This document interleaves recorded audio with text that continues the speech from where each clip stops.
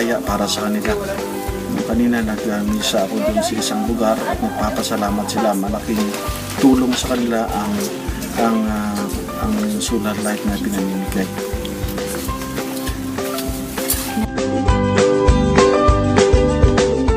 Yung mga kabataan, no?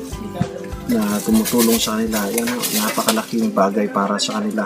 Hindi nila malubos maisip na yung dating madilim na barangay nila ngayon ay maliwanag na.